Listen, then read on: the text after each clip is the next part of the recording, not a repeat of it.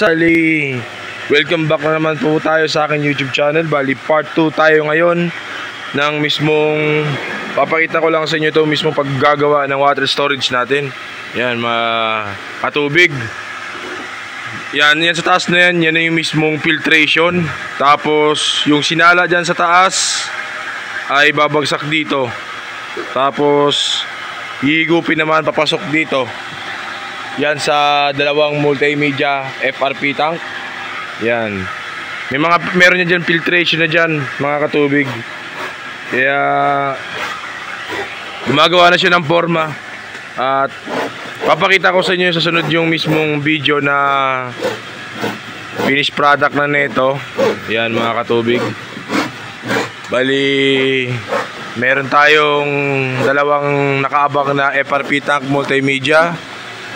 Ito po yung sa aming refilling station namin. Ayan.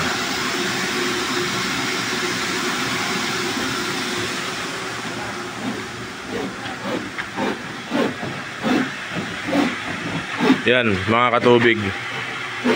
Malaki-laki itong pinagawa namin na water storage. Mga abot ito, mga nasa 4,000 liters na to. Napaka laki-laki na nitong water storage na imbakan natin ng tubig. Kaya marami tayong stock na tubig na masasala, na malinis, na hindi na mismo masyadong makakasama dito sa dalawang multimedia FRP tank natin, para hindi tayo masyadong magre-rehabilitate ng husto, lalo na sa loob ng water refilling station na palit tayo ng mga filter.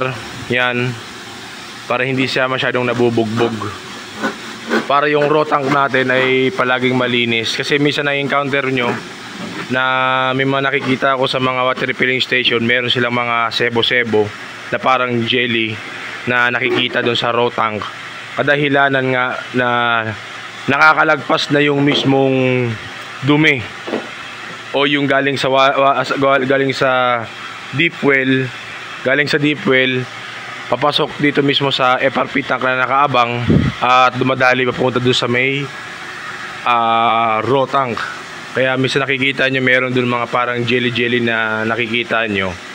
Ayun yung mga nakakalagpas na. Yun mismo ang maiwasan natin, na masasala natin. Kaya gumawa tayo dito mismo sa labas ng water storage na meron na siyang filtration sa taas, para yung mga nakasalan tubig na malinis ay mahihigop papasok dito sa dalawang multimedia FRP tank, at papasok rin naman doon sa mismo sa raw tank.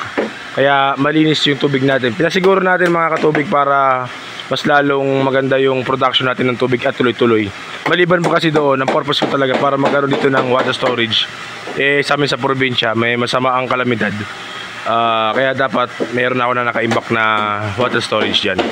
Kaya maraming salamat. Bali, hintayin nyo yung susunod na part 3 nito, na finished product nito, at pag-set up ng mga tubo at yung mga gagawin pa dyan. Yun lang po. Maraming salamat sa inyo, mga katubig.